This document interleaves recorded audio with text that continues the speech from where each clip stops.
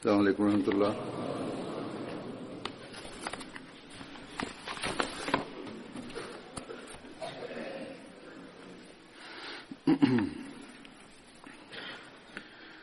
أشهد أن لا إله إلا الله وحده لا شريك له وأشهد أن محمدا عبده ورسوله أما بعد فأعوذ بالله من الشيطان الرجيم بسم الله الرحمن الرحيم الحمد لله رب العالمين الرحمن الرحيم مالك يوم الدين إياك نعبد وإياك نستعين اهدنا الصراط المستقيم صراط الذين أنعمت عليهم غير المغضوب عليهم ولا الضالين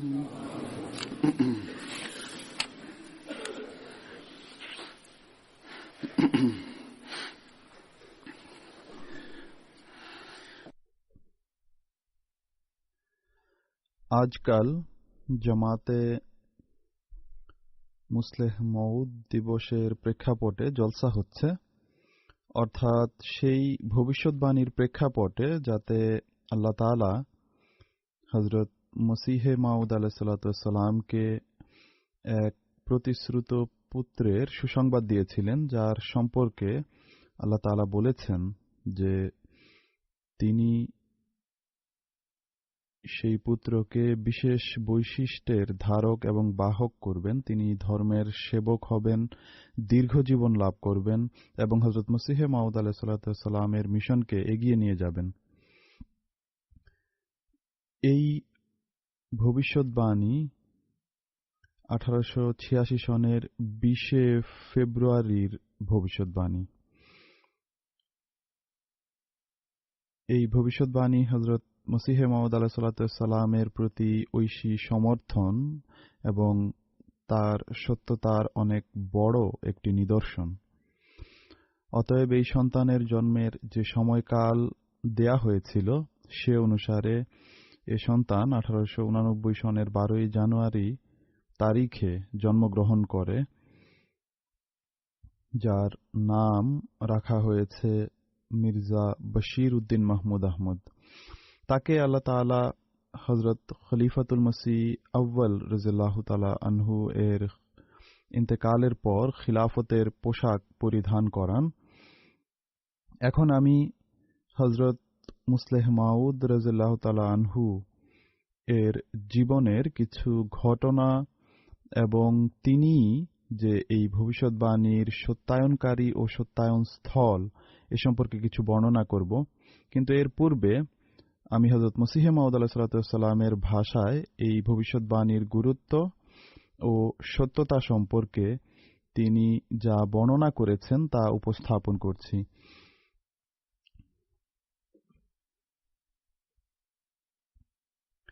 এই ভবিষ্যৎবাণী কেবল এক পুত্রের জন্ম সম্পর্কে নয়, বরং এমন এক মহান পুত্রের জন্ম সংক্রান্ত ভবিষ্যৎবাণী ছিল যার আগমনের মাধ্যমে এক আধ্যাত্মিক বিপ্লবের ভিত রচিত হওয়ার ছিল। এ সম্পর্কে হযরত মসিহে মাউদ আলাইহিসসালাম তার বিরুদ্ধে আপত্তিকারীদের যে উত্তর দিয়েছেন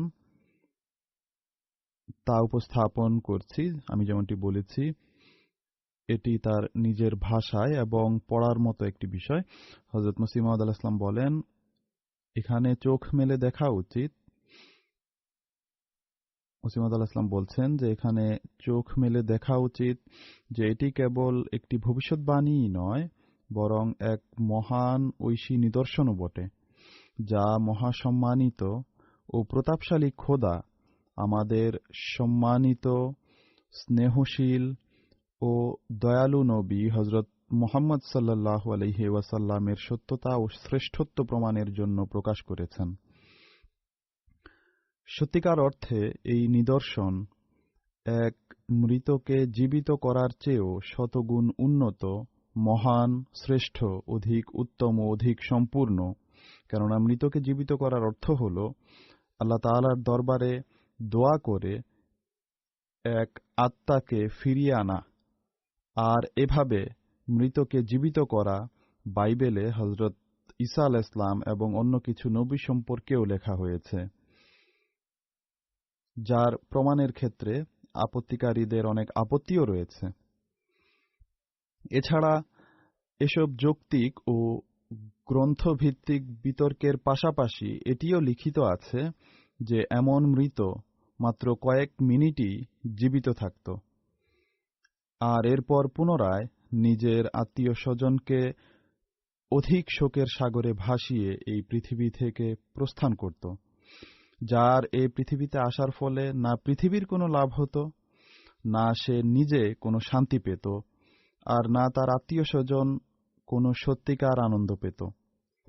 অতএব যদি হজরত ঈসা আলাইহিস সালামের দোয়ায় কোনো আত্মা এসেও থাকে, তাহলেও তার আসা আর না আসা সমান ছিল। যদি ধরে নেওয়া হয় যে এমন কোনো আত্মা কয়েক বছর কোনো দেহে অবস্থান করত, তাহলেও কোনো হীন বা তুচ্ছ জগৎ পূজারী ব্যক্তির দুর্বল আত্মা পৃথিবীর কি বা উপকার সাধন করতে পারত, যে নিজে একজন সাধারণ মানুষের চেয়ে বেশি কিছু নয়। অর্থাৎ পূর্বে এসব নবীদের আত্মা ফেরত আসলেও এবং কোনো মৃতকে জীবিত করলেও তা ছিল ক্ষণস্থায়ী, আর তারা সাধারণ তুচ্ছ মানুষই হতো। এরপর ভবিষ্যৎবাণী সম্পর্কে তিনি আসলাম বলছেন যে কিন্তু এখানে আল্লাহ তাআলা স্বীয় দয়া ও অনুগ্রহে এবং হযরত খাতামুল আম্বিয়া সাল্লাল্লাহু আলাইহি ওয়াসাল্লামের কল্যাণে এই অধমের দোয়া কবুল করে এমন কল্যাণময় আত্মা প্রেরণের প্রতিশ্রুতি দিয়েছেন যার পার্থিব ও আধ্যাত্মিক কল্যাণ গোটা বিশ্বে ছড়িয়ে পড়বে। যদিও এই নিদর্শন বাহ্যত মৃতকে জীবিত করার তুল্য বা সমান মনে হয়, কিন্তু প্রণিধানে বোঝা যাবে যে সত্যিকার অর্থে এই নিদর্শন মৃতকে জীবিত করার চেয়ে শতগুণ শ্রেয়। মৃতরও কেবল আত্মাই দোয়ার মাধ্যমে ফিরে আসে, আর এখানেও দোয়ার মাধ্যমে একটি রূহকে আনা হয়েছে, অর্থাৎ সন্তানের জন্য দোয়া করা হয়েছিল আর দোয়ার মাধ্যমে একটি রূহ আনা হয়েছে। কিন্তু সেসব রূহ বা আত্মার এই আত্মার মাঝে লক্ষ ক্রোশের ব্যবধান রয়েছে। মুসলমানদের মাঝে যারা লোকায়িত মুরতাদ রয়েছে, তারা মহানবী সাল্লাল্লাহু আলাইহি ওয়াসাল্লামের নিদর্শনাদি দেখে আনন্দিত হয় না, বরং ক্রুদ্ধ হয় যে এমনটি কেন হলো। তবলিগের রিসালাতে এই বর্ণনা তিনি আলাইহিস সালাম দিয়েছেন। অতএব যেভাবে হযরত মসিহে মাউদ আলাইহিস সালাম বলেন, কোনো সাধারণ রূহ এর জন্য দোয়া করা হয়নি, বরং একটি নিদর্শন চাওয়া হয়েছে, যার প্রত্যুত্তরে আল্লাহ তাআলা বহু গুণাবলীর আধার এক পুত্রের সংবাদ দিয়েছেন।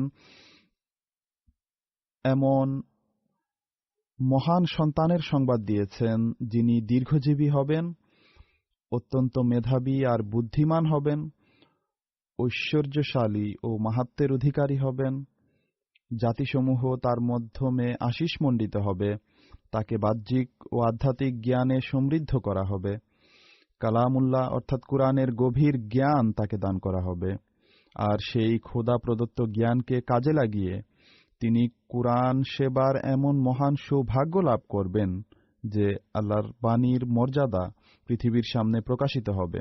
তিনি বন্দীদের মুক্তির কারণ হবেন, তিনি আলমে কাবাব হবেন, অর্থাৎ তার যুগে এমন আন্তর্জাতিক ধ্বংসযজ্ঞ দেখা দিবে যা সারা পৃথিবীকে কয়লা রূপান্তরিত করবে। তিনি পৃথিবীর প্রান্তে প্রান্তে সুখ্যাতি লাভ করবেন। আমরা জানি যে হযরত মুসলিহ মাউদ রাদিয়াল্লাহু তাআলা আনহু এর যুগে বিশ্বব্যাপী এমন ধ্বংসযজ্ঞ যুদ্ধের আকারেও এসেছে আর দুর্যোগের আকারেও এসেছে, অর্থাৎ দুটো বিশ্বযুদ্ধ হয়েছে।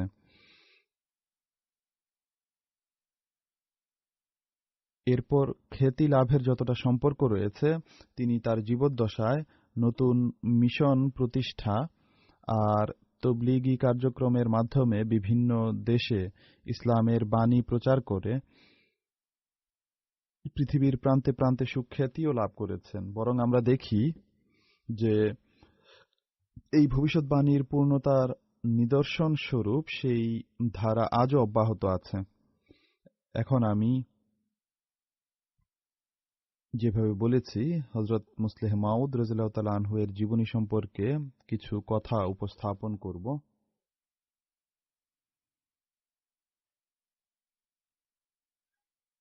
তার শিক্ষা দীক্ষার যতটুকু সম্পর্ক আছে, কুরআন নাজেরা পড়ার পর রীতিমতো স্কুলে ভর্তি হয়ে প্রচলিত শিক্ষা অর্জনের তার সুযোগ হয়েছে। আর তারও চিত্র হল, ঘরে তিনি শিক্ষকদের কাছে উর্দু ও ইংরেজির প্রাথমিক শিক্ষা অর্জন করেন। এর বিস্তারিত বিবরণ হল, হযরত পীর মনজুর আহমদ সাহেব রাদিয়াল্লাহু তাআলা আনহু কিছুদিন তাকে উর্দু পড়িয়েছেন।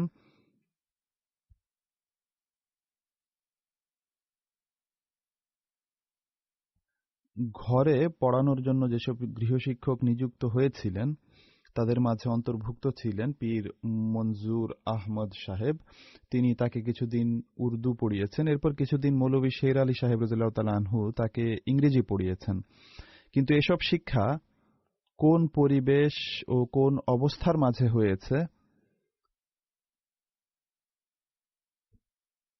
তা হযরত খলিফাতুল মসিহ রাবে রাহিমাহুল্লাহ যখন তার রাদিয়াল্লাহু তাআলা আনহু এর যে জীবনী লিখেছেন তাতে তিনি উল্লেখ করেছেন। তিনি বলেন, এটিও একটি মজার ইতিহাস যা হযরত মির্জা মাহমুদ আহমদ সাহেবের নিজের ভাষায় এবং শোনার সাথে সম্পর্ক রাখে। তার শিক্ষা দীক্ষার চিত্র কি ছিল, চলুন তা আমরা হযরত মুসলিহ মাউদ রাদিয়াল্লাহু তাআলা আনহু এর নিজের ভাষাতেই শুনি।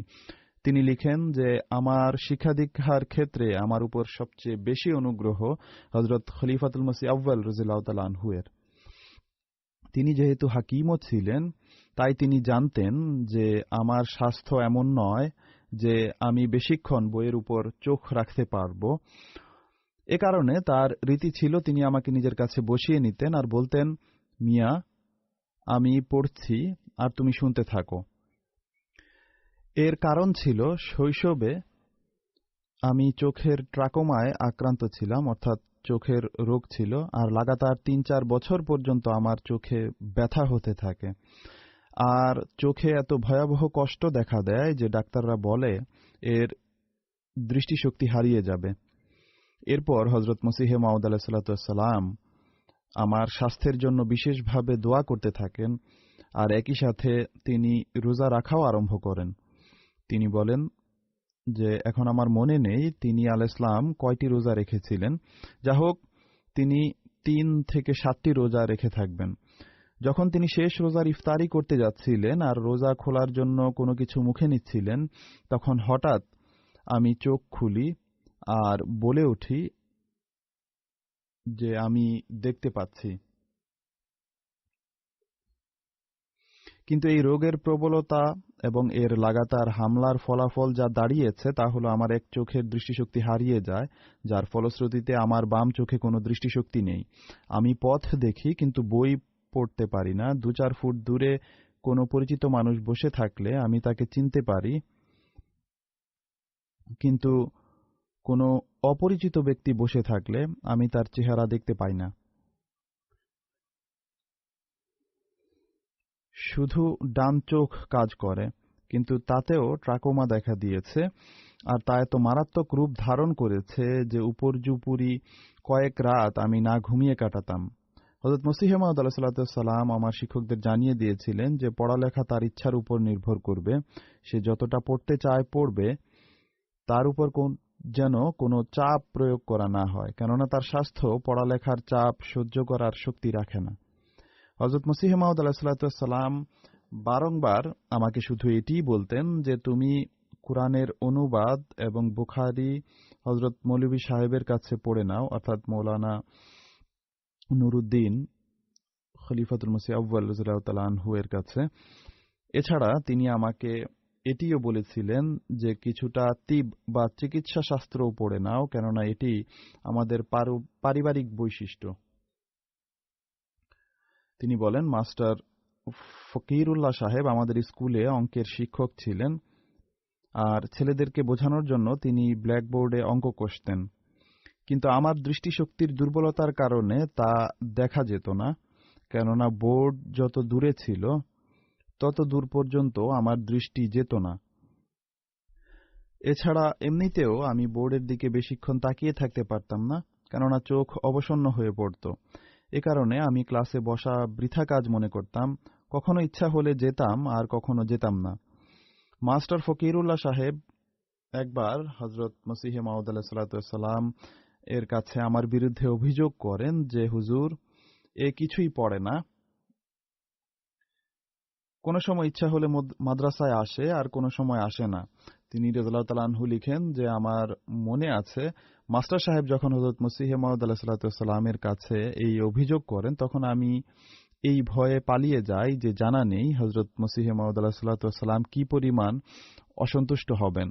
কিন্তু এই কথা শুনে হযরত মসিহে মাউদ আলাইহিস সালাম মাস্টার সাহেবকে বলেন যে এটি আপনার বড়ই অনুগ্রহ যে আপনি বাচ্চার বিষয়ে যত্নবান।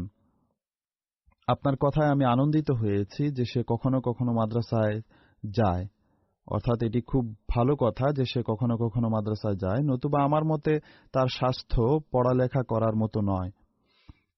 এরপর হযরত মসিহ মাউদ আলাইহিস সালাম মুচকি হেসে বলেন যে আমরা এর দ্বারা কি আটা এবং ডালের ব্যবসা করাবো যে তাকে হিসাব শিখাতে হবে? সে অঙ্ক পারুক বা না পারুক কোনো অসুবিধা নেই। মহানবী সাল্লাল্লাহু আলাইহি ওয়াসাল্লাম এবং তার সাহাবীরা কোন অঙ্ক শিখেছিলেন? সে যদি মাদ্রাসায় যায় তাহলে ভালো কথা, নতুবা তাকে বাধ্য করা উচিত নয়। এ কথা শুনে মাস্টার সাহেব ফিরে যান আর আমি আরো বেশি করে নমনীয়তার সুযোগ নিতে থাকি এবং এরপর মাদ্রাসায় যাওয়াই ছেড়ে দেই। কখনো কখনো মাসে কেবল 2-1 বার যেতাম। মোট কথা এভাবেই আমি পড়ালেখা করেছি। আর আমি বাস্তবিক পক্ষে বাধ্যও ছিলাম, কেননা শৈশবে চোখের কষ্টের পাশাপাশি আমি যকৃতের রোগেও আক্রান্ত ছিলাম। যকৃতের চিকিৎসার জন্য অনবরত 6 মাস পর্যন্ত আমাকে মুগ বা শাকের পানি খাওয়ানো হতো। একই সাথে প্লিহাও বড় হয়ে যায় আর প্লিহার উপর রেড আয়োডাইড অফ মার্কারি মালিশ করা হতো। একইভাবে গলাতেও তা মালিশ করা হতো, কেননা আমার গলগণ্ড রোগ বা টনসিলের কষ্ট ছিল। বস্তুত চোখের ট্রাকোমা,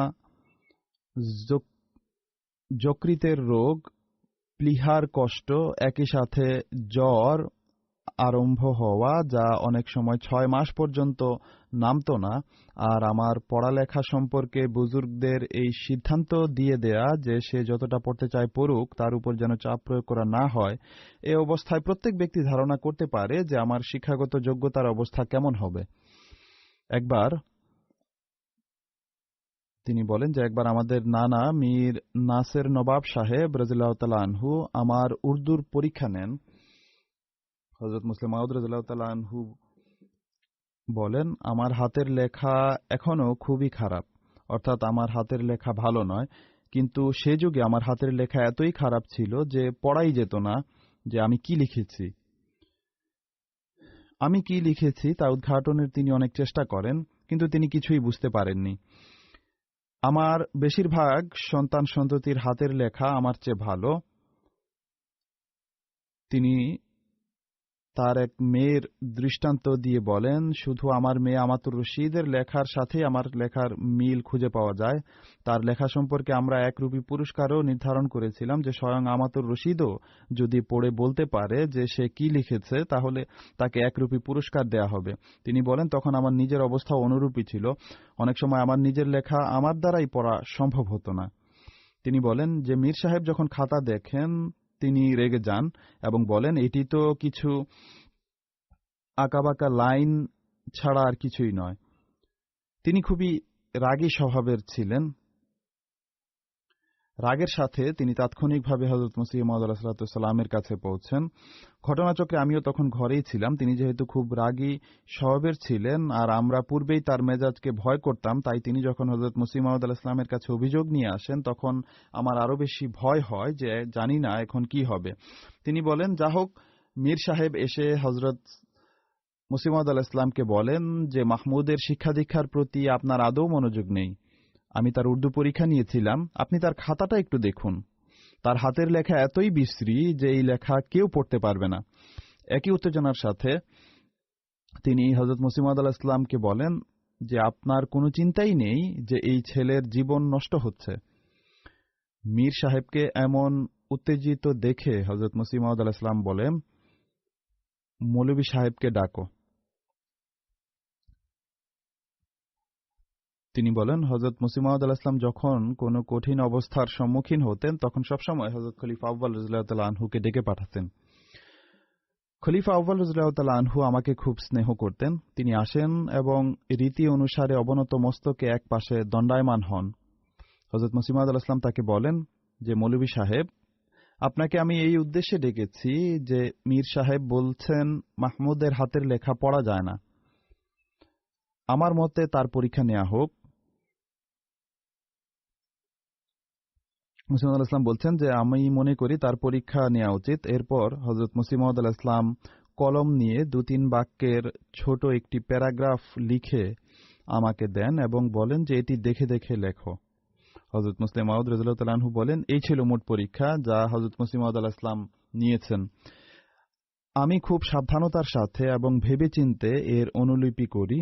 প্রথমত, এই বাক্যগুচ্ছ খুব একটা দীর্ঘ ছিল না, আর দ্বিতীয়ত আমার কাজ ছিল শুধু অনুলিপি করা। এছাড়া দেখে লেখা তো আরো সহজ, কেননা মূল লেখা সামনে থাকে। অধিকন্তু আমি ধীরে ধীরে অনুলিপি করি, আলিফ বা ইত্যাদি সাবধানতার সাথে লিখি। অতএব হযরত মসিহ মাউদ আলাইহিস সালাম দেখে বলেন যে মীর সাহেবের কথা শুনে তো আমার বড় দুশ্চিন্তা হচ্ছিল, কিন্তু এর হাতের লেখা তো আমার হাতের লেখার মতোই। হযরত খলিফা আউয়াল রাদিয়াল্লাহু তাআলা আনহু তো পূর্বেই আমার সমর্থনের জন্য এক পায়ে দাঁড়িয়েছিলেন। তিনি বলেন যে, হুজুর, মীর সাহেব অকারণে উত্তেজিত হচ্ছেন, এর লেখা তো খুবই ভালো। হযরত খলিফা আউয়াল রাদিয়াল্লাহু তাআলা আনহু আমাকে সবসময় বলতেন যে, মিয়া, তোমার স্বাস্থ্য এমন নয় যে তুমি নিজে পড়তে পারবে। আমার কাছে চলে এসো, আমি পড়ব আর তুমি শুনতে থেকো। তিনি ব্যক্তিগত প্রচেষ্টায় প্রথমে আমাকে কোরআন পড়ান, এরপর বুখারী পড়িয়ে দেন। এমন নয় যে তিনি আমাকে ধীরে ধীরে কোরআন পড়িয়েছেন, বরং তার পড়ানোর রীতি ছিল তিনি কোরআন পড়ে সাথে সাথে অনুবাদ পড়তেন, আর কোনো কিছু প্রয়োজনীয় মনে করলে তা বলে দিতেন, নতুবা দ্রুততার সাথে পড়াতেন। তিনি ৩ মাসে আমাকে পুরো কোরআন পড়িয়ে দেন। এরপর কখনো কখনো পড়া বন্ধ থাকে। হযরত মসিহ মাউদ আলাইহিস সালামের ইন্তেকালের পর খলিফা আউয়াল রাদিয়াল্লাহু তাআলা আনহু পুনরায় আমাকে বলেন যে, মিয়া, আমার কাছে পুরো বুখারী তো অন্তত পড়ে নাও। সত্যিকার অর্থে আমি তাকে বলে দিয়েছিলাম যে হযরত মসিহ মাউদ আলাইহিস সালাম বলতেন মৌলভী সাহেবের কাছে কোরআন এবং বুখারী পড়ে নাও। সে অনুসারে আমি হযরত মসিহ মাউদ আলাইহিস সালামের জীবদ্দশাতেই তার কাছে কোরআন এবং বুখারী পড়া আরম্ভ করি, যদিও মাঝে মাঝে বাদ পড়ত। একইভাবে হযরত মসিহ মাউদ আলাইহিস সালামের নির্দেশ অনুসারে আমি তার কাছে চিকিৎসা শাস্ত্র পড়া আরম্ভ করি। আমি এবং মীর ইসহাক সাহেব একই দিনে চিকিৎসা শাস্ত্রের পাঠ নিয়ে আরম্ভ করে মীর সাহেব সংক্রান্ত একটি চুটকি আমাদের ঘরে খুবই প্রসিদ্ধ। তারা উভয়ে প্রথম দিনের পাঠ নেয়ার পর দ্বিতীয় দিনই মীর মোহাম্মদ ইসহাক সাহেব নিজের মাকে বলেন যে, আম্মাজান, আমাকে সকালে ঘুম থেকে তাড়াতাড়ি উঠাবেন, কেননা মৌলভী সাহেব তার দাওয়াখানায় দেরিতে আসেন, তাই আমি আগেই দাওয়াখানায় চলে যাব যেন রোগীদের ব্যবস্থাপত্র লিখে দিতে পারি। অথচ তিনি মাত্র একদিনই চিকিৎসা শাস্ত্রের পাঠ নিয়েছেন। অতএব আমি তার কাছে হিকমতও পড়েছি আর কোরআনের তফসিরও পড়েছি। কোরআনের তফসির তিনি 2 মাসে পড়িয়ে শেষ করেন। তিনি আমাকে তার কাছে বসিয়ে নিতেন, কখনো অর্ধেক আর কখনো পুরো পারা অনুবাদ সহ শোনাতেন, কোনো কোনো আয়াতের তফসিরও করতেন। একবার অনুরূপভাবে বুখারীও 2-3 মাসে তিনি শেষ করেন। একবার রমজান মাসে তিনি পুরো কোরআনের দরস প্রদান করেন, তাতেও আমি অংশগ্রহণ করি। কয়েকটি আরবি পুস্তিকাও তার কাছে পড়ার সুযোগ আমার হয়েছে। বস্তুত এই ছিল আমার মোট পড়াশোনা। যখন আমি এই কোর্স শেষ করছিলাম তখন আমাকে আল্লাহ তাআলা একটি স্বপ্ন দেখান, যা ছিল জ্ঞানের জগতে তার ব্যুৎপত্তি সংক্রান্ত। অতএব এ ছিল তার জ্ঞানগত অবস্থা বা কিভাবে তিনি জ্ঞান অর্জন করেছেন, তার চিত্র। কিন্তু তার বক্তৃতা, ভাষণ, রচনাবলী আর কুরআনের তাফসীর এই কথার সাক্ষী যে আল্লাহ তাআলা তাকে পড়িয়েছেন। নিশ্চয় এটি ভবিষ্যৎবাণীর সত্যতার অনেক বড় একটি প্রমাণ। হযরত মসিহ মাউদ আলাইহিস সালামের জীবদ্দশায় 1906 সনে যে জলসা সালানা অনুষ্ঠিত হয়েছে তাতে তিনি প্রথমবার জনসমক্ষে বক্তৃতা করেন। শ্রোতাদের উপর এই বক্তৃতায় অন্তর্নিহিত জ্ঞান এবং আধ্যাত্মিকতার প্রভাব আর তখন তাদের উপর বিরাজমান অবস্থার ধারণা হযরত মসিহ মাউদ আলাইহিস সালামের সম্মানিত সাহাবী ও বাগ্মী কবি হযরত কাজী মোহাম্মদ জহুর উদ্দিন আকমল সাহেবের নিম্নলিখিত বাক্যের মাধ্যমে লাভ করা যায়। তিনি বলেন, নবুয়তরূপী সৌরজগতের উজ্জ্বল নক্ষত্র এবং রিসালতের জগতের উজ্জ্বল রত্ন স্নেহভাজন মাহমুদ আল্লাহ তাআলা তার নিরাপত্তা বিধান করুন শিরক সম্পর্কে বক্তৃতা করার জন্য মঞ্চে দণ্ডায়মান হয়। আমি বিশেষ মনোযোগের সাথে তার বক্তৃতা শুনতে থাকি। কি বলবো, বাগ্মিতার এক বন্যা ছিল যা প্রবল বেগে প্রবাহিত হচ্ছিল। সত্যি এত ছোট বয়সে চিন্তাধারার পরিপক্কতা নিদর্শনের চেয়ে কম নয়। আমার মতে এটিও হুজুর আলাইহিস সালামের সত্যতার একটি নিদর্শন, আর এটি থেকেই বোঝা যায় যে হযরত মসিহ মাউদ আলাইহিস সালামের তরবিয়তের প্রভাব কোন পরাকাষ্ঠায় উপনীত ছিল। তিনি আধ্যাত্মিক শ্রেষ্ঠত্বের বিভিন্ন স্তর সম্পর্কে বিস্ময়কর আঙ্গিকে আলোচনা করেন। সে যুগে তার ধর্মীয় কর্মব্যস্ততা, আবেগ উচ্ছ্বাস আর মানসিক ও আধ্যাত্মিক পরিপক্কতা বলছিল যে ভবিষ্যৎবাণীর বাক্য যে সে দ্রুত বড় হবে এর তিনি সত্যায়ন স্থল। হযরত মসিহ মাউদ আলাইহিস সালামও এই ধর্মের জন্য তার এই উচ্ছ্বাস উদ্দীপনা অনুভব করেছেন। যেমন একবার তিনি বলেন, মিয়া মাহমুদের মাঝে এতটা ধর্মীয় উদ্দীপনা ও উচ্ছ্বাস বিদ্যমান যে আমি অনেক সময় তার জন্য বিশেষভাবে দোয়া করি। এটি হযরত মসিহ মাউদ আলাইহিস সালামের শব্দ। আর নিশ্চয়ই তিনি এই দোয়া করে থাকবেন যে আল্লাহ তাআলা তাকে সেই সন্তান বানিয়ে দিন যার সম্পর্কে পূর্বে সংবাদ দেয়া হয়েছে, আর তার উপর কৃপাবারি বর্ষণ করুন, আর সকল শুভ সংবাদ তার পক্ষে পূর্ণ হোক।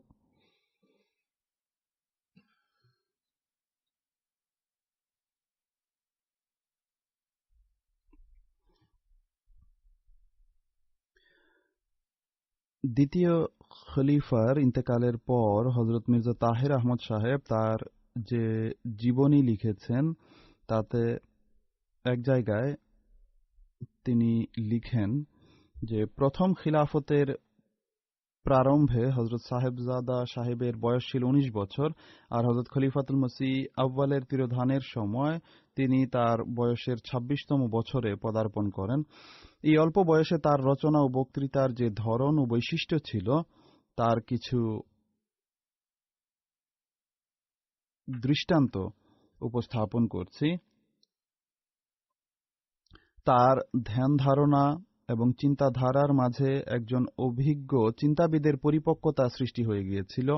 তার কথা, প্রভাব বিস্তার ও আবেদন সৃষ্টি আর নিষ্ঠা ও আত্মবিলীনতার চেতনায় সমৃদ্ধ ছিল। কৃত্রিমতা কাকে বলে তা তার উক্তি জানত না, আর লেখা ছিল ভণিতামুক্ত। বক্তৃতায় এক সহজাত সাবলীলতা ছিল এবং রচনা ছিল এক নিরবচ্ছিন্ন স্রোতস্বিনীর মতো। উভয়টি কোরআনের জ্ঞান এবং তত্ত্বজ্ঞানের পানিতে সমৃদ্ধ ছিল আর অন্তরাত্মাকে পরিতৃপ্ত করত। হযরত মসিহ মাউদ আলাইহিস সালামের ইন্তেকালের পর 19 বছর বয়সে তিনি যে প্রথম বক্তৃতা করেছেন তা সম্পর্কে জ্ঞান ও শ্রেষ্ঠত্বের অধিকারী এক বুজুর্গ হযরত মৌলভী শের আলী সাহেব রাদিয়াল্লাহু তাআলা আনহু বর্ণনা করেন যে আরেকটি ঘটনার কথা আমি এ প্রবন্ধে উল্লেখ করতে চাই। আর তা হল হুজুর রাদিয়াল্লাহু তাআলা আনহু এর প্রথম বক্তৃতা, যা তিনি হযরত মসিহে মাউদ আলাইহিস সালামের ইন্তেকালের পর প্রথম জলসা সালানায় প্রদান করেছেন। মৌলভী সাহেব তখন জীবিত ছিলেন। এই জলসা মাদ্রাসা আহমদিয়ার প্রাঙ্গণে অনুষ্ঠিত হয়। হযরত খলিফাতুল মসিহ আউয়াল রাদিয়াল্লাহু তাআলা আনহু মঞ্চে হুজুরের ডান পাশে শোভা পাচ্ছিলেন। মঞ্চ উত্তরমুখী ছিল। মৌলভী শের আলী সাহেব বলেন, এই বক্তৃতা সম্পর্কে দুটো কথা উল্লেখযোগ্য। প্রথমত, আশ্চর্যজনক বিষয় হল তখন তার কণ্ঠস্বর এবং ভঙ্গি, তার উচ্চারণ এবং বক্তৃতার রীতি বা পদ্ধতি হযরত মসিহ মাউদ আলাইহিস সালামের কণ্ঠস্বর এবং বক্তৃতার রীতি পদ্ধতির সাথে এত গভীর সামঞ্জস্যপূর্ণ ছিল যে শ্রোতাদের হৃদয়পটে হযরত মসিহ মাউদ আলাইহিস সালামের স্মৃতি জাগ্রত হয়, যিনি মাত্র স্বল্পকাল পূর্বেই আমাদের ছেড়ে গেছেন। আর শ্রোতাদের অনেকেই এমন ছিল যাদের চোখ থেকে হযরত মসিহ মাউদ আলাইহিস সালামের এই কণ্ঠস্বর শুনে অশ্রুধারা নেমে আসে, যা তখন তার প্রতিশ্রুত পুত্রের মুখ থেকে সেভাবে আসছিল যেভাবে এক অদৃশ্য ব্যক্তির আওয়াজ গ্রামোফোনের মাধ্যমে পৌঁছে যায়। সেই অশ্রু বিসর্জনকারীদের মাঝে একজন এই অধম ছিল। যদি এই কথা বলা সঠিক হয় যে মানুষের রূহ অন্যের উপর অবতরণ করে থাকে, তাহলে আমরা বলতে পারি যে তখন হযরত মসিহ মাউদ আলাইহিস সালামের আত্মা তার উপর নাজল হচ্ছিল আর এই ঘোষণা দিচ্ছিল যে এই হলো আমার প্রিয় পুত্র, যাকে রহমতের নিদর্শন স্বরূপ দান করা হয়েছে, আর যার সম্পর্কে বলা হয়েছিল যে সে সৌন্দর্য ও পুণ্যকর্মে তোমার নজির বা দৃষ্টান্ত হবে। এই বক্তৃতা সম্পর্কে দ্বিতীয় উল্লেখযোগ্য কথা হল, বক্তৃতার সমাপান্তে হযরত খলিফাতুল মসিহ আউয়াল রাদিয়াল্লাহু তাআলা আনহু, যার সারাটি জীবন কুরআন সম্পর্কে প্রণিধানে অতিবাহিত হয়েছে এবং যার আত্মার খোরাক ছিল কুরআন, তিনি বলেন, মিয়া সাহেব অনেক আয়াতের এমন তফসির করেছেন যা আমার জন্য নতুন ছিল। মৌলভী সাহেব লিখেন যে হযরত মসিহ মাউদ আলাইহিস সালামের মৃত্যুর পর এটি তার প্রথম বক্তৃতা ছিল যা তিনি জামাতের সামনে করেছেন। আর এই প্রথম বক্তৃতায় কোরআন শরীফের এমন তত্ত্বজ্ঞান তিনি বর্ণনা করেছেন যা সম্পর্কে খলিফাতুল মসিহ আউয়াল রাদিয়াল্লাহু তাআলা আনহু এর মতো কোরআনের আলেমও স্বীকার করেছেন যে এগুলো তার জন্য নতুন ছিল। অতএব এই তত্ত্বজ্ঞান সেই যুবককে কে শিখিয়েছে? এই প্রজ্ঞা আর এই জ্ঞান যৌবনের সেই দিনগুলোতে তাকে কে দান করেছে?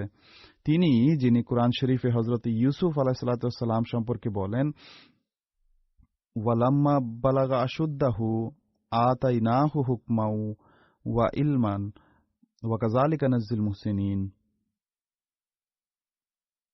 ওয়ালাম্মা বালাগা আশুদ্দাহু আতাইনাহু হুকমান ওয়া ইলমান ওয়া কাযালিকা নাজ্জিল মুহসিনিন। অর্থাৎ, আর সে যখন তার পরিপক্কতার বয়সে উপনীত হল তখন আমরা তাকে বিচার শক্তি ও জ্ঞান দান করলাম, আর এইভাবেই আমরা সৎকর্মপরায়ণদের প্রতিদান দিয়ে থাকি। মৌলানা শের আলী সাহেব বলেন, প্রজ্ঞা ও জ্ঞান সম্পর্কে তিনি শুধু সাধারণ কথাই বলেননি, বরং কুরআনের অভূতপূর্ব তত্ত্বজ্ঞান তুলে ধরেছেন।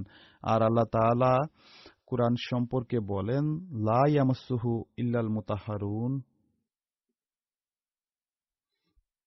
লা ইয়ামাসসুহু ইল্লাল মুতাহহারুন, অর্থাৎ যাদের পবিত্র করা হয়েছে। এর অনুবাদ হল, যাদের পবিত্র করা হয়েছে তারা ব্যতীত এটিকে আর কেউ স্পর্শও করতে পারে না। তিনি বলেন, কৈশোরের নির্জন দিনগুলো পার করতেই কুরআন শরীফের এমন নতুন ও সূক্ষ্ম তত্ত্বজ্ঞান মানুষের সামনে বর্ণনা করা এ কথার একটি সুস্পষ্ট প্রমাণ যে তিনি তার শৈশব আল্লাহ তাআলার বিশেষ তত্ত্বাবধানে অতিবাহিত করেছেন, আর তিনি শৈশবেই পবিত্রদের জামাতভুক্ত ছিলেন।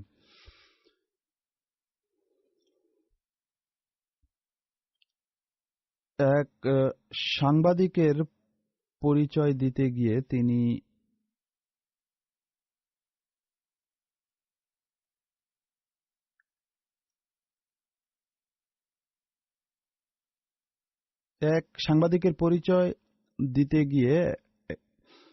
তিনি তিনি লিখেন 1913 সনের মার্চ মাসে একজন আহমদী সাংবাদিক মোহাম্মদ আসলাম সাহেব অমৃতসর থেকে কাদিয়ানি আসেন এবং কয়েকদিন অবস্থানের পর ফিরে যান। জামাতকে খুব কাছ থেকে দেখার পর তিনি তার অভিজ্ঞতা সম্পর্কে একটি বিস্তারিত বিবৃতি দিয়েছেন, আর তাতে হযরত সাহেবজাদা সাহেব সম্পর্কে তিনি লিখেন যে সাহেবজাদা মাহমুদ আহমদ সাহেবের সাথে সাক্ষাৎ করে আমরা যার পর নাই আনন্দিত হয়েছি। সাহেবজাদা সাহেব অত্যন্ত অনুপম চরিত্রের অধিকারী এবং সরলতা প্রিয় ও সদাচারী হওয়ার পাশাপাশি বিচক্ষণ এবং সুপরিকল্পনাকারীও। অন্যান্য কথার পাশাপাশি সাহেবজাদা সাহেব এবং আমার মাঝে ভারতের ভবিষ্যৎ নিয়ে যে আলোচনা হয়, আর এ সম্পর্কে সাহেবজাদা সাহেব অতীতের বিভিন্ন জাতির ঘটনাবলীর আলোকে যে মতামত ব্যক্ত করেছেন তা খুবই উন্নত মানের সুচিন্তিত দিক সম্বলিত ছিল। এটি 1913 সনের তথা খিলাফতের পূর্বের কথা, অর্থাৎ খলিফা আউয়ালের যুগের কথা। পুনরায় তিনি লিখেন, সাহেবজাদা সাহেব আন্তরিকভাবে এই বাসনা ব্যক্ত করেন যে আমি যেন অন্তত এক সপ্তাহ কাদিয়ানে অবস্থান করি। যদিও আমি তার কথা শিরোধার্য করতে ব্যর্থ হয়েছি, কিন্তু সাহেবজাদা সাহেবের এই মেহেরবানি ও স্নেহপূর্ণ নজরানার জন্য আমি কৃতজ্ঞ। সাহেবজাদা সাহেবের তাকওয়া ও ক্ষুধাভীতি আর চিন্তা চেতনার বিশালতা ও সরলতা সদা স্মরণ থাকবে। শৈশবেই তার ইবাদতের চিত্র কেমন ছিল এ সম্পর্কে হযরত মুফতি মোহাম্মদ সাদেক সাহেব, যিনি তার শিক্ষকও ছিলেন, নিজ অনুভূতি প্রকাশ করতে গিয়ে বলেন, এই অধম যেহেতু 1890 সনের শেষের দিকে হযরত মসিহ মাউদ আলাইহিসসালামের হাতে বয়াত করেছিল আর তখন থেকেই সবসময় আসা যাওয়া অব্যাহত ছিল, তাই আমি দৃঢ় প্রত্যয়ী মির্জা বশির উদ্দিন মাহমুদ আহমদ সাহেবকে শৈশব থেকেই দেখে আসছি যে লজ্জাবোধের অভ্যাস, ভদ্রতা, সত্যবাদিতা ও ধর্মের দিকে তার মনোযোগ, আর হযরত মসিহ মাউদ আলাইহিসসালামের ধর্মীয় কাজে শৈশব থেকেই তার আগ্রহ কেমন ছিল। প্রায়শ হযরত মসিহ মাউদ আলাইহিসসালামের সাথে নামাজের জন্য জামে মসজিদে যেতেন আর খুতবা শুনতেন। তিনি বলেন, আমার মনে পড়ে একবার যখন তার বয়স 10 বছরের কাছাকাছি হবে, তিনি মসজিদে আকসায় হযরত মসিহ মাউদ আলাইহিসসালামের সাথে নামাজে দণ্ডায়মান ছিলেন আর সিজদায় অনেক কাঁদছিলেন। আর শৈশব প্রকৃতিগতভাবে আল্লাহ এবং তার রসুলদের সাথে তার বিশেষ ভালোবাসার সম্পর্ক ছিল।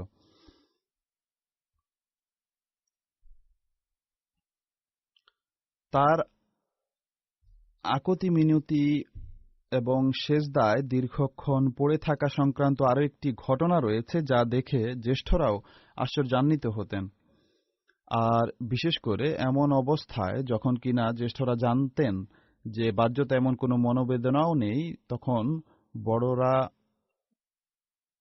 তার আহাজারি দেখে আশ্চর্য হতেন আর তাদের মনে প্রশ্ন জাগত যে এই বালকের কি হয়েছে যে সে রাতে সঙ্গোপনে জাগ্রত হয় এবং নিজের প্রভুর সন্নিধানে আহাজারির সাথে ক্রন্দন করে এবং নিজের নিষ্পাপ অশ্রু দ্বারা সিজদা স্থলকে সিক্ত করে।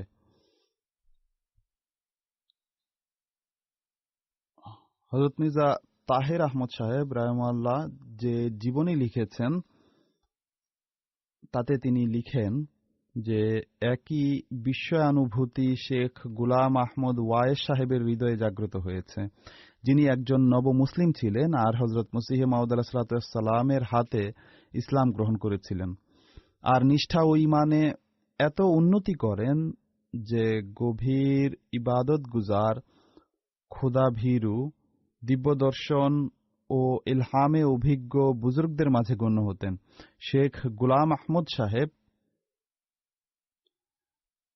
একবার বলেন যে একবার আমি সংকল্প করি যে আজকের রাত আমি মসজিদ মুবারকে অতিবাহিত করব আর নির্জনে আমার প্রভুর কাছে যা ইচ্ছা হয় যাচনা করব।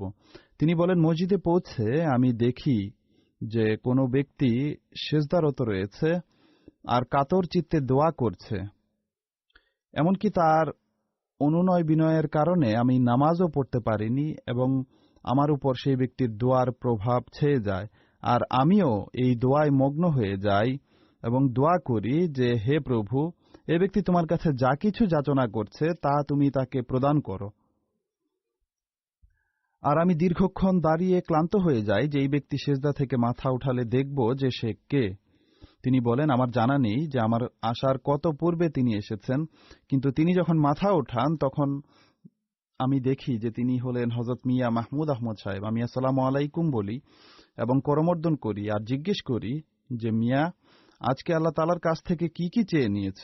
তিনি বলেন, আমি তো এ যাচনাই করেছি যে হে আমার প্রভু, তুমি আমার চোখের সামনে ইসলামকে জীবিত করে দেখাও। আর এই কথা বলে তিনি ভিতরে চলে যান। ইসলামের বিজয়লগ্ন দেখার যে বেকুল বাসনা সেই স্বল্প বয়সে তার হৃদয়ে বিরাজমান ছিল, তা সেই বয়সেই ফল বহন করা আরম্ভ করে, যখন আল্লাহ তাআলা যৌবনেই তাকে খিলাফতের পোশাক পরিধান করান। হযরত সাহেবজাদা মির্জা মাহমুদ আহমদ সাহেব তাশহিজুল আজহান পত্রিকায় তার এক দোয়ার কথা উল্লেখ করেছেন, যা তিনি 1909 সনে লিখেছেন। তিনি একটি প্রবন্ধ লিখেন। সেই প্রবন্ধে রমজানের কল্যাণরাজির কথা উল্লেখ করার পর তিনি লিখেন যে আমি তাশহিজুল আজহান পত্রিকার জন্য আমার টেবিলে একটি প্রবন্ধের সন্ধান করছিলাম। তখন আমি একটি কাগজ খুঁজে পাই যা ছিল আমার একটি দোয়া সম্বলিত, যা আমি গত রমজানে করেছিলাম। এই দোয়া পড়ে আমার গভীর অনুপ্রেরণা জাগে যে বন্ধুদের মনোযোগও এদিকে আকর্ষণ করি। জানা নেই যে কার দোয়া গৃহীত হবে আর খোদার কৃপা কখন আমাদের জামাতের উপর একটি বিশেষ আঙ্গিকে অবতীর্ণ হবে। আমি আমার হৃদয়ের বেদনা প্রকাশের জন্য এই দোয়া এখানে লিপিবদ্ধ করছি। হয়তো কোনো নেক প্রকৃতির মানুষ এতে উদ্বুদ্ধ হবে আর সে স্বীয় প্রভুর সন্নিধানে নিজের জন্য এবং জামাতের জন্য দোয়ায় রত হবে, যা আমার মূল উদ্দেশ্য। সেই দোয়াটি হল, হে আমার মালিক, আমার সর্বশক্তিমান খোদা, আমার প্রিয় প্রভু, আমার পথের দিশারি, হে আকাশ ও পৃথিবীর স্রষ্টা, হে জলবায়ুর নিয়ন্তা, হে খোদা, যিনি আদম থেকে আরম্ভ করে হযরত ঈসা আলাইহিসসালাম পর্যন্ত লক্ষ লক্ষ পথ প্রদর্শক ও কোটি কোটি পথ দিশারীকে পৃথিবীবাসীর হেদায়েতের জন্য পাঠিয়েছেন। হে সেই মহান এবং গরিয়ান সত্তা, যিনি মহানবী সাল্লাল্লাহু আলাইহি ওয়াসাল্লামের মতো অসাধারণ রসুলকে প্রেরণ করেছেন। হে রহমান, যিনি মহানবী সাল্লাল্লাহু আলাইহি ওয়াসাল্লামের দাসদের মাঝে মসির মতো পথ প্রদর্শক সৃষ্টি করেছেন। হে নূরের স্রষ্টা, হে অন্ধকার বিমোচনকারী, তোমার দরবারে আমি, হ্যাঁ শুধু তোমারই দরবারে আমার মতো অসহায় বান্দা, তোমার দরবারে, হ্যাঁ শুধু তোমারই দরবারে আমার মতো অসহায় বান্দা বিনত হয় এবং নিবেদন করে যে আমার ডাকে সাড়া দাও এবং গ্রহণ করো, কেননা তোমার প্রতিশ্রুতি আমাকে তোমার সামনে কিছু নিবেদন করার সাহস জুগিয়েছে। আমাকে তুমি শূন্য থেকে বানিয়েছ, আমাকে অনস্তিত্ব থেকে অস্তিত্ব দান করেছ, আমার লালন পালনের জন্য 4টি মৌলিক উপাদান বানিয়েছ, আর আমার খবরাখবর নেয়ার জন্য মানুষ সৃষ্টি করেছ। যখন আমার চাহিদার কথা আমি বলতেও পারতাম না, তুমি আমার জন্য এমন মানুষ সৃষ্টি করেছ যারা নিজেরাই আমার জন্য চিন্তিত থাকত। এরপর আমাকে উন্নতি দিয়েছ আর আমার রিজককে বিস্তৃত করেছ। হে আমার প্রাণ, হ্যাঁ হে আমার প্রাণ, তুমি আদমকে আমার পিতা হওয়ার নির্দেশ দিয়েছ আর হাওয়াকে আমার মা নিযুক্ত করেছ, আর স্বীয় দাসদের মধ্য থেকে এক দাসকে, যে তোমার সন্নিধানে সম্মানজনক মর্যাদা রাখত, তাকে এজন্য নিযুক্ত করেছ যেন তিনি আমার মতো অবুঝ, নির্বোধ এবং স্বল্প বুদ্ধির অধিকারী ব্যক্তির জন্য তোমার দরবারে সুপারিশ করেন আর আমার জন্য তোমার কৃপাকে আকর্ষণ করেন। আমি গুনাহগার ছিলাম, তুমি আমার পাপ ঢেকে রেখেছ। আমি ভ্রান্তিতে ছিলাম, তুমি আমার ভুল ভ্রান্তি গোপন রেখেছ। প্রতিটি দুঃখ কষ্টে আমায় সঙ্গ দিয়েছ। যখনই আমি সমস্যা কবলিত হয়েছি, তুমি আমায় সাহায্য করেছ, আর যখনই আমি ভ্রষ্টতার দ্বারপ্রান্তে ছিলাম, তুমি আমার হাত ধরেছ। আমার সব দুষ্কৃতি সত্ত্বেও তুমি তা উপেক্ষা করেছ। আমার দূরে চলে যাওয়া সত্ত্বেও তুমি আমার কাছে এসেছ। আমি তোমার নাম সম্পর্কে উদাসীন ছিলাম, কিন্তু তুমি আমায় স্মরণ রেখেছ। যখন পিতামাতা, নিকট আত্মীয় স্বজন, বন্ধু ও সমবেথী সাহায্য করতে অপারগ থাকে, এমন স্থান ও সময়ে তুমি তোমার শক্তিমত্তা প্রদর্শন করেছ এবং আমায় সাহায্য করেছ। আমি দুঃখ ভারাক্রান্ত হলে তুমি আমায় আনন্দিত করেছ। আমি মনমরা হলে তুমি প্রফুল্লচিত্ত করেছ। আমি কাঁদলে তুমি আমাকে হাসিয়েছ। হয়তো এমনও কেউ থেকে থাকবে যে বিরহে ছটফট করবে, কিন্তু আমাকে তো তুমি নিজেই নিজের দর্শন দিয়েছ। তুমি আমাকে কথা দিয়েছ আর কথা রেখেছ। কখনো এমন হয়নি যে তুমি নিজের অঙ্গীকার রক্ষায় ত্রুটি করেছ। আমিও তোমাকে প্রতিশ্রুতি দিয়েছি আর ভঙ্গ করেছি, কিন্তু তুমি তা হিসাবের আওতায় আনোনি। আমি মনে করি না যে আমার চেয়ে বেশি গুনাহগারও কেউ থেকে থাকবে, আর আমি জানি না যে আমার চেয়ে বেশি অন্য কারো প্রতি তুমি দয়া প্রদর্শন করেছ। কারো কল্পনা ও ধারণার জগতেও এই কথা স্থান পেতে পারে না যে তোমার চেয়ে বেশি কেউ স্নেহশীল হবে। অর্থাৎ আল্লাহ তাআলা কে সম্বোধন করে তিনি বলেন যে তোমার মতো স্নেহশীল কেউ হবে, এটি ধারণা ও কল্পনারও ঊর্ধ্বে। যখন আমি তোমার দরবারে এসে কাকুতি মিনতির সাথে আহাজারি করেছি, তুমি আমার ক্রন্দন শুনেছ আর গ্রহণ করেছ। আমার বেকুল চিত্তের দোয়া কখনো তুমি রোধ করেছ বলে আমার কোনো অভিজ্ঞতা নেই। অতএব হে আমার খোদা, আমি অত্যন্ত বেদনার্ত হৃদয়ে এবং সত্যিকার উৎকণ্ঠা নিয়ে তোমার দরবারে বিনত হই এবং সিজদা করি আর নিবেদন করি যে আমার দোয়া শুনো এবং আমার ডাকে সাড়া দাও। হে আমার পবিত্র খোদা, আমার জাতি ধ্বংস হচ্ছে, তাদেরকে ধ্বংসের হাত থেকে রক্ষা করো। যদি তারা আহমদী হওয়ার দাবি করে, তাহলে যতক্ষণ তাদের হৃদয় ও বক্ষ পরিষ্কার না হবে, তাদের সাথে আমার কী বা সম্পর্ক? তোমার ভালোবাসায় যদি তারা আপ্লুত না হয়, তাহলে তাদের সাথে আমার কি কাজ? অতএব হে আমার প্রভু, তোমার রহিমিয়ত ও রহমানিয়ত বৈশিষ্ট্যকে উচ্ছ্বলিত করো এবং তাদের পবিত্র করো। সাহাবীদের মতো উদ্দীপনা আর উচ্ছ্বাস যেন তাদের মাঝে সৃষ্টি হয়, আর তারা যেন তোমার ধর্মের জন্য বেকুল হয়ে যায়। তাদের কর্ম যেন তাদের কথা থেকে অধিক উন্নত এবং স্বচ্ছ হয়। তারা যেন তোমার প্রিয় মুখের জন্য আত্মবিলীন করে এবং মহানবীর জন্য নিবেদিত হয়। তোমার মসির দোয়া তাদের পক্ষে গৃহীত হোক, তার পবিত্র এবং সত্য শিক্ষা তাদের অন্তঃকরণে ঠাঁই পাক। হে আমার খোদা, আমার জাতিকে সকল পরীক্ষা ও দুঃখ বেদনা থেকে রক্ষা করো এবং সকল প্রকার বিপদ আপদ থেকে তাদেরকে নিরাপদ রাখো। তাদের মাঝে বড় বড় পুণ্যবান মানুষ সৃষ্টি করো। তারা এমন এক জাতিসত্তায় পরিণত হোক যারা তোমার দৃষ্টিতে পছন্দনীয় হবে, আর তারা এমন এক জামাতে পরিণত হোক যাদেরকে তুমি নিজের জন্য বিশেষভাবে বেছে নিবে। তারা শয়তানের আধিপত্য থেকে নিরাপদ থাকুক, আর সবসময় তাদের উপর ফেরেশতা নাজিল হোক। এই জাতিকে ইহ পরকালে আশিসমণ্ডিত করো। আমিন সুম্মা আমিন ইয়া রাব্বাল আলামিন। আমি যেমনটি বলেছি, এটি 1909 সনের দোয়া। খিলাফত লাভের পূর্বে যখন তার বয়স কেবল 20 বছর ছিল, তখনও তার হৃদয়ে ধর্ম এবং জাতির জন্য এক বেদনা ছিল। আল্লাহ তাআলা তার আত্মার প্রতি সহস্র সহস্র রহমত বর্ষণ করুন। তিনি মহানবী সাল্লাল্লাহু আলাইহি ওয়াসাল্লামের ধর্মের প্রসার এবং তার নিষ্ঠাবান দাস মসিহে মাউদ প্রতিশ্রিত মাহদির লক্ষ্য বাস্তবায়নের জন্য রাত দিন কাজ করে নিজের অঙ্গীকার রক্ষা করে আল্লাহ তাআলার কাছে ফিরে গেছেন। আল্লাহ তাআলা আমাদেরকে তার এই বেদনা ভরা দোয়াকে বোঝার এবং আহমদিয়াত গ্রহণের উদ্দেশ্যকে বাস্তবায়নের তৌফিক দান করুন।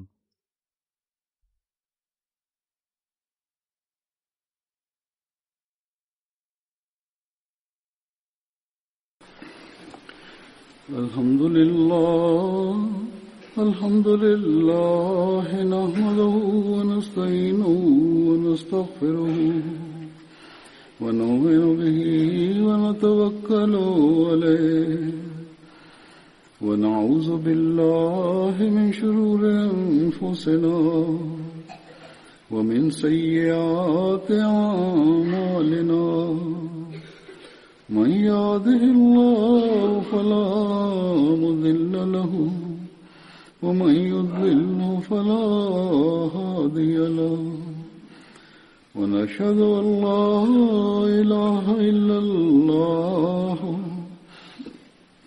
ونشهد أن محمدا عبده ورسوله عباد الله رحمكم الله إن الله يأمر بالعدل والإحسان وإيتاء ذي القربى وينهى عن الفحشاء والمنكر والبغي يعظكم لعلكم تذكرون اذكروا الله يذكركم وادعوه يستجب لكم ولذكر الله أكبر